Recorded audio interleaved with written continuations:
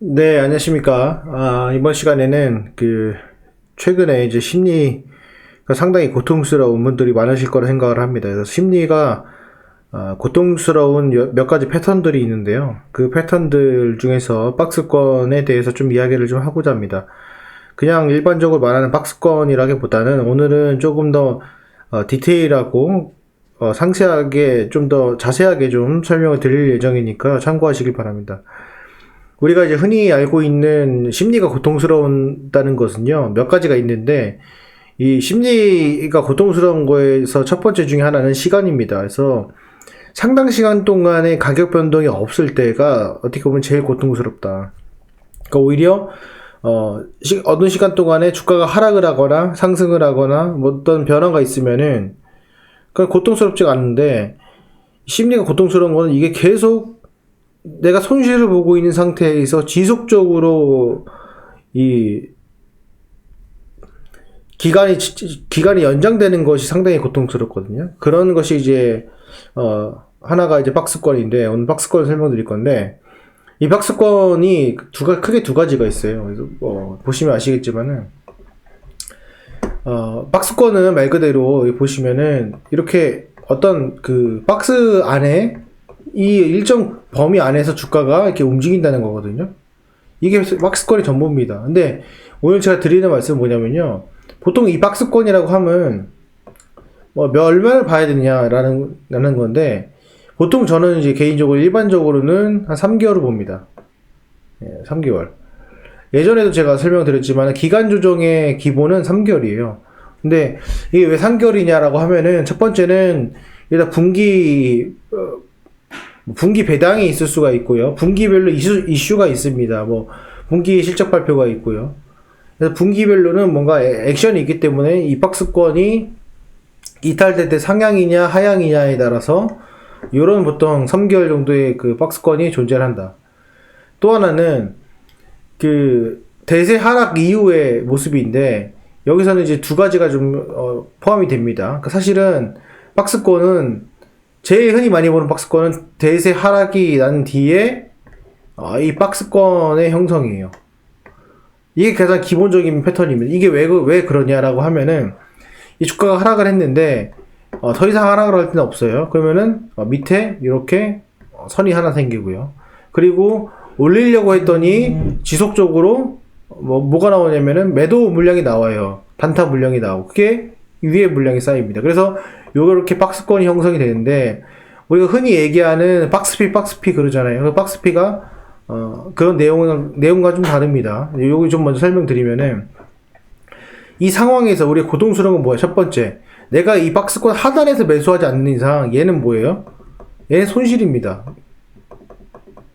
내가 손실을 보고 있다는 거예요. 그래서 대부분 박스권 상단에서 매수를 할 수밖에 없어요. 왜? 이게 지금 밑으로 하락을 했기 때문에 반등 줬을 때 매수를 하거든요. 그러니까 이게 박스권의 시작이 되는 겁니다. 그러니까 제가 드리는 말씀이 뭐냐면요, 박스권에서 가장 고통스럽지 않으려면요, 박스권 하단에서 매수를 해야 되는데, 대부분 하단이 매수가 어딘지 모르잖아요. 근데 여러분이 어떤 A라는 종목을 내가 매수한다고 했을 때, 어차피 내가 매수를 하겠다, 싸게 매수를 하겠다 하면은 최대한 싸게 매수하는 것이 이 심리적으로 괜찮습니다. 왜냐면 이게 아마 낙폭이 중소형주 같은 경우에는 15%, 대형주 같은 경우에는 10% 이하로 박스권이 형성이 됩니다. 그렇기 때문에 이 지점에서 내가 저점에서 매수한다는 것은 조금만 노력을 하면은 할 수 있는 그런 내용이거든요. 거기 참조를 하시고, 사실은 이 대세 하락 이후의 박스권은 뭐와 연관이 돼 있냐면은 쌍바닥과 연관이 돼 있습니다. 그래서 W자 매매, 이거 기억나시죠? 결국엔 주가가 이렇게 하락을 한 다음에 하락했죠. 그 다음에 여기서 반등을 합니다. 다시 하락을 하고 반등을 해요. 요 상태에서 보통 시작을 합니다. 요 상태에서 이 W자가 보면 최소 이렇게 W자를 잡아놓으면은 이게 몇 주가 되냐면은 이게 한 3주 정도는 됩니다. 최소. 아무리 빠른 것도 3주. 최소 2주. 그러니까 요 마디 하나에 한 2주 정도를 보시면 돼요. 그래서 뭐 한 달 정도 이렇게 보면 되는데, 이 한 달이 반복이 곱하기 3. 이렇게 해서 이렇게 된다고 보시면 돼요, 사실은. 근데 이게 뭐 단순히 똑같이 지그재그 패턴으로 이렇게 되는 것이 아니라 뭐 어떨 때는 여기를 정고점을 뚫었다가 눌렸다가 뭐 이런 식으로 내려가기도 하고 하면서 요게 한 3번 정도 반복이 되면은 된다. 결국에는 쌍바닥의 연속이라고 보셔도 무관합니다. 요 패턴에 대해서는. 그렇기 때문에 뭘 우리가 중요시 여겨야 되냐면 요 시점에서는 절대적으로 박스권 중심 아래에서 매수를 해야 돼요. 박스권 중심에서 매수를 하면은 안 됩니다. 여기 보시면 이렇게 박스권이 쳐져 있죠. 자, 돼 있죠. 이걸로 내가 봤을 때 패턴이 형성되지 않더라도 박스권이라는 걸 우리가 인정을 하고요. 한번 찍었죠. 내려가요. 그럼 내가 여기서 매수할까라고 하면 절대 여기서 매수한다 생각하면 안 돼요. 박스권 중심에서 하단으로 내려갔을 때 매수한다는 습관을 가지시면 돼요. 어차피 이게 박스권 돌파하려면은 계속 중심선 위로 놓으려고 하는 그런 성향이 클 겁니다. 그러면은 그 이후에 나중에 매수를 하는 것보다는 이 중심선 아래에서 계속 떨어졌을 때 매수를 하는 것이 상당히 유리하다. 이게 첫 번째 패턴이 하나 있고요. 두 번째 쌍바닥은, 두 번째 횡보는 뭐냐면요. 주가가 대세 하락이 아니라요. 아까 대세 하락에서 이 쌍바닥이었죠. 이게 아니라 어느 정도 주가가 올라갔다가 내려갔는데 여기서 이 쌍바닥을 형성하는 경우가 있어요. 이거는 상당히 조심해야 됩니다. 이게 왜 조심해야 되냐면 여기서 이제 눌렸을 때 뭐가 있냐면 여기 다봉선이 있죠. 여기 이쪽에도 아마 선이 있었을 겁니다. 여기에 박스권이 형성이 돼요. 그러면은 이게 왜 조심해야 되냐면 물론 이게 호재가 되면은 다시 이렇게 가요. 근데 악재가 되면 이렇게 급락이 나옵니다. 그러면 여기를 다시 되돌아오려면은 한참 진짜 하루 종일 걸리거든요. 그렇기 때문에 여기서는 이 박스권이라고 인지를 하면은 뭘 생각해야 되냐면 첫 번째로 이 주가지수를 봐야 돼요. 물론 내가 개별주를 들어가가지고 전혀 주가지수 무관하다라고 하더라도 만약에 주가지수가 3% 4% 하락을 하면은 뭐가 되냐면은 이 박스권 하단을 이탈을 해버려요. 보통 대부분이 이 박스권 하단을 이탈하는 그런 대부분의 경우들은 주가지수가 무너졌을 때 아니면 실적이 안 좋게 나왔을 때 아니면은 뭐 개인적으로 뭐 자랑사채를 발행했을 때 뭐 여러 가지 이슈들이 있습니다. 그래서 이 박스권에서 중심에 해당되는 데서 매매를 하려면은 회사에 대해서도 회사의 악재들을 미리 사전에 차단을 해서 그런 종목 악재가 있는 종목들은 매수를 하면 안 되고요. 그걸 완벽히 필터가 된 다음에 접근을 해야 되고 이 상태에서가 이미 주가가 많이 내려가 있는 상태에서에 해당이 돼야 됩니다. 그렇지 않으면은 이 구간은 나중에 추가 하락이 나올 수 있다. 그렇기 때문에 좀 조심을 해야 됩니다. 제가 계속 강조를 드리지만은 이 박스권에서 흔히 말하는 이 박스피에서의 대처는 매도가 유효하죠. 유효한데 그 매수매도의 유효성을 봤을 때는 박스권이라는 것이 명확해야 되거든요. 근데 계속해서 내가 매수매도를 하는데 그거를 하기 위해서는 가장 중요한 것은 이런 거를 하다가 이 돈을 가지고 다른 종목으로 가서 또 한다면 이건 아무 의미가 없고요. 내가 이 종목만 한해서 내가 매수매도를 통해서 수량을 늘리고 그 수량을 또 그 다음 저점이나 대세 상승이 진입했을 때 들어가는 그런 방법은 상당히 좋습니다. 그래서 똑같은 방법과 똑같은 그런 내용들이 하더라도 지금 제가 말씀드린 방법을 이용해서 하시면은 조금 더 좀 편하지 않을까 이렇게 생각이 들어요. 다음에 제가 또 말씀을 드리면은 심리가 고통스러운 패턴 중에서 하나는 쐐기형입니다. 쐐기형. 여러분 진짜 고통스러워요. 특히 이거보다 더 고통스럽습니다. 사실. 그래서 이렇게 쐐기형으로 여러 가지 있습니다. 상승 쐐기, 하락 쐐기, 중심 쐐기 이런 게 있거든요.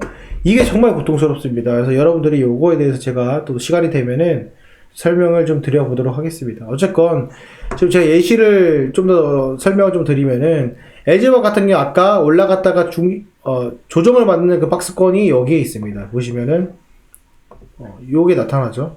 이렇게 여기 나타나는데 이거를 보시면 지금은 차트가 다 지나간 거라서 이렇게 좀 내가 박스를 그을 수 있지만은 이렇게만 보더라도 박스를 그을 수가 없어요.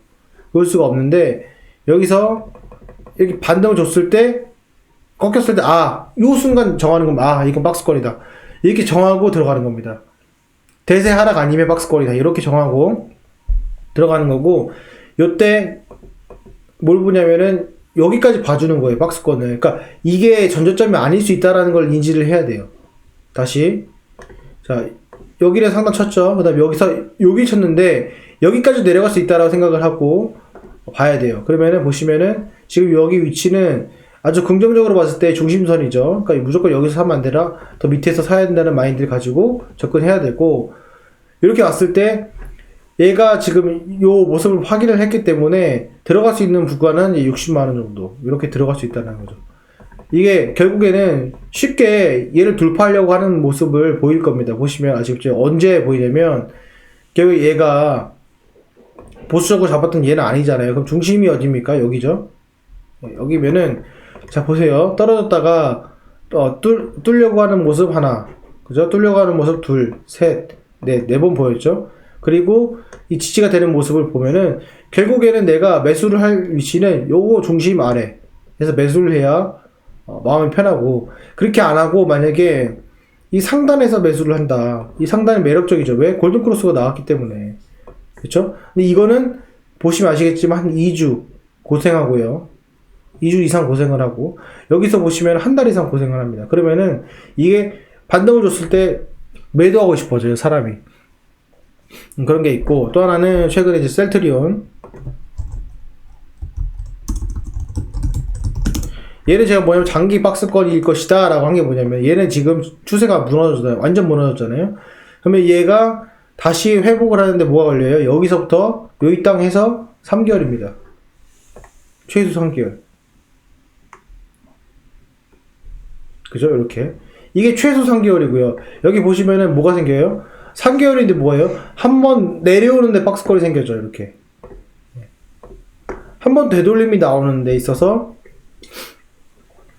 3개월 기다려봤더니 한 번 되돌림이 한 번 사이클이에요. 그럼 뭐예요? 곱하기 3이에요. 그러면은 이 5월달로 봤을 때는 박스권이 봤을 때 최대 곱하기 3, 최소 곱하기, 그럼 2배 정도는 봐야 된다. 최소 2배는 봐야 된다. 그러면은 제가 말씀드린 게 5월이니까 6, 7, 8, 9, 10, 11 이렇게 되거든요. 11월 달 정도에 해당이 됩니다. 그래서 보시면은 요게 지금 10월 달 정도 됐기 때문에 11월 달 정도까지 되면 어느 정도 완성이 될 것이다. 이렇게 저는 개인적으로 생각을 하는 거고요. 지금 보시면 여기서 하단 이탈이 됐잖아요. 이 하단 이탈이 된 거는 뭐예요? 주가 지수가 무너졌기 때문에. 근데 그 주가 지수 무너진 거는 이전에 제가 영상 한번 말씀드렸기 때문에 그거는 직전 저점에 영향을 많이 끼칩니다. 그래서 직전 저점이 여기이기 때문에 거기에 되돌림이 나오려는 성향이 크다. 그러면은 전체적으로 한 번, 두 번, 세 번, 네 번 이렇게 다 됐기 때문에 이 위치에서도 어떻게 보면 상당히 매력적인 가격은 맞습니다. 하지만은 위험하다라고 보기에는 현재 주가의 무너진 위치가 상당히 많이 무너졌기 때문에 이거는 기회가 될 수 있다. 이런 식으로 접근을 하시면 됩니다. 그러니까 이게 박스권 상단에서 매매를 하면은 이 셀트리온 같은 경우에도 거의 뭐 반년을 물려있는 그런 안 좋은 모습을 볼 수 있기 때문에 이런 점들을 제가 앞에서 설명드린 거 다시 한번 보시고 잘 정리하셔가지고 심리가 고통스러운 거 대신에 심리가 편안한 그런 매매를 하시길 바랍니다. 네, 어쨌건 이 영상이 조금이나마 도움이 됐으면 좋겠습니다. 오늘 영상은 여기까지 하겠습니다. 감사합니다.